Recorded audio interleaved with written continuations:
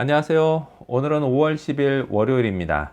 오늘은 잠언 5장 1절에서부터 23절까지를 본문으로 큐티 가이드를 시작하겠습니다.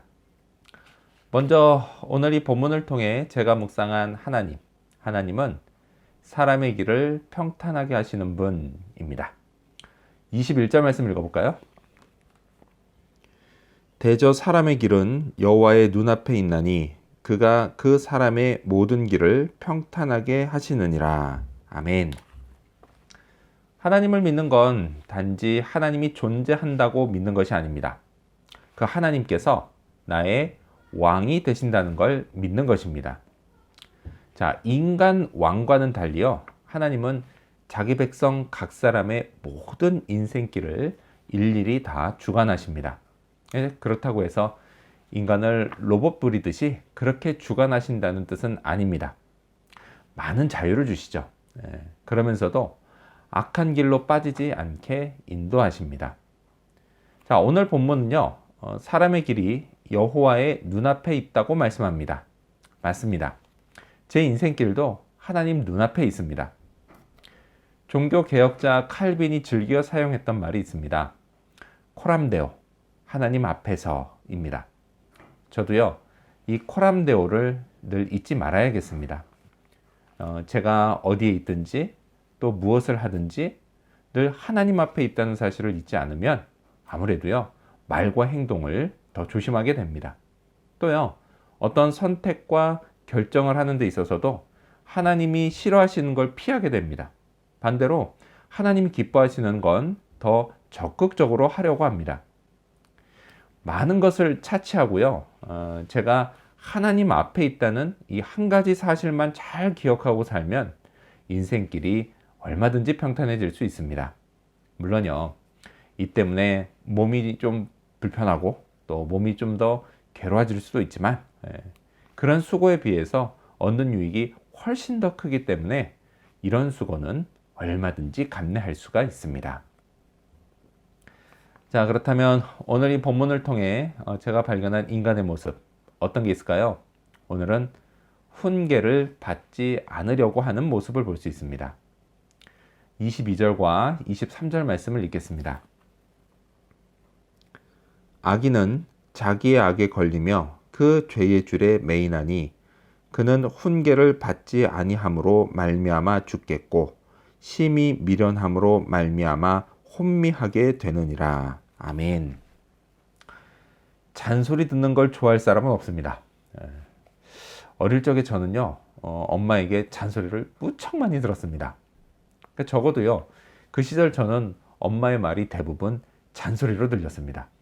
하지만요, 지금 제가 자식을 키우는 똑같은 입장이 되면서 그 시절 엄마의 잔소리가 결코 잔소리가 아니었음을 깨닫게 되었습니다.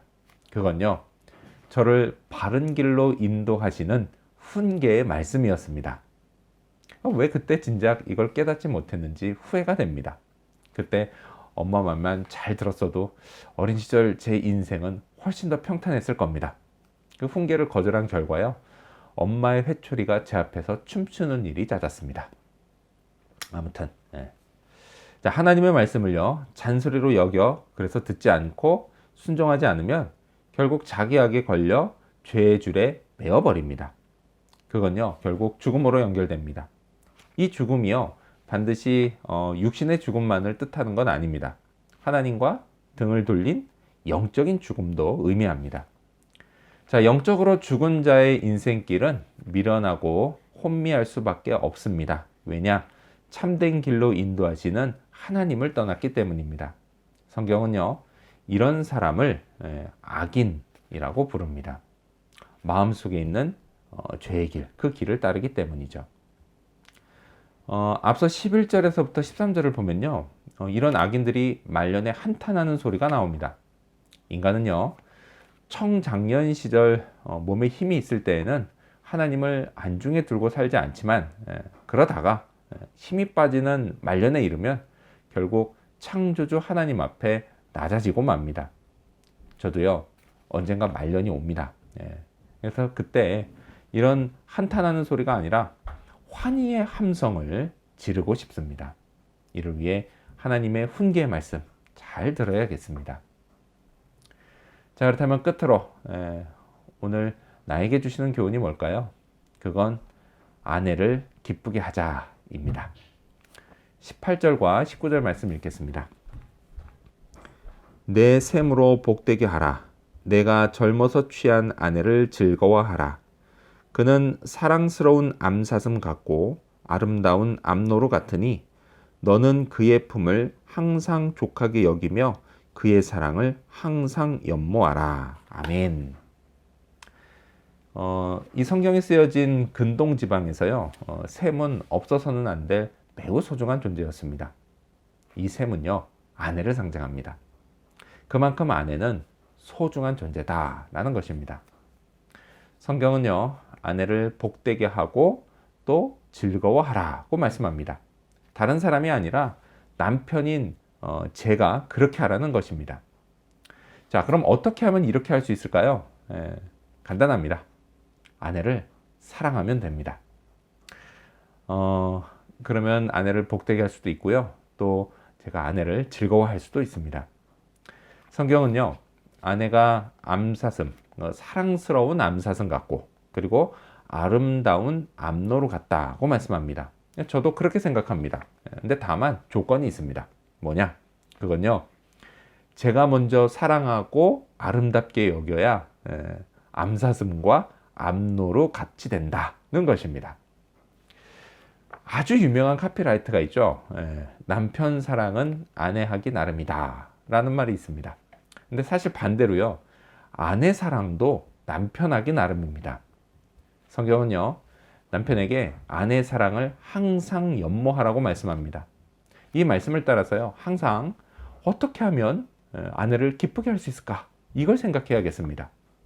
근데 막상 해보니까요, 이것도 생각보다 어렵지 않습니다. 그냥 집안에서 제가 조금 먼저 움직이고 한 번 더 움직이면 됩니다. 어렵지 않습니다. 부부가 서로 사랑하면요, 하나님이 축복하십니다. 그리고 이 축복이 자녀들에게 흘러가서 가정이 행복해집니다. 행복? 예, 결코 멀리 있지 않습니다. 행복은요, 아내 사랑하는 것, 그 아내 사랑하는 것으로 행복이 시작됩니다. 그래서 오늘도요, 하나님 앞에서 아내를 기쁘게 하는 그런 하루가 되기를 소망합니다. 기도하겠습니다. 사람의 길을 평탄하게 하시는 하나님, 제가 하나님 앞에 있음을 잊지 않게 하시고 하나님이 저의 인생길을 평탄하도록 인도해 주시는 그 말씀도 잘 듣고 따를 수 있도록 도와주시옵소서. 하나님의 말씀을 잔소리로 여겨서 멀리하는 그런 어리석은 자의 악인의 삶을 살지 않도록 인도하여 주시옵소서. 그리고 또한 아내를 복되게 하고 또 아내를 즐거워함으로 아내를 기쁘게 하는 그런 하루가 되기를 원합니다. 그것이 부부로 맺어주시고 또 가정을 이루어주신 하나님 뜻 안에서 하나님이 기뻐하시는 거라는 것 잊지 않게 하여 주시옵소서. 오늘도 그렇게 하나님이 인도해 주시는 인생길에서 주시는 또 축복과 행복과 사랑을 맛보는 그런 하루가 되기를 간절히 바라오며 예수님의 이름으로 기도합니다. 아멘.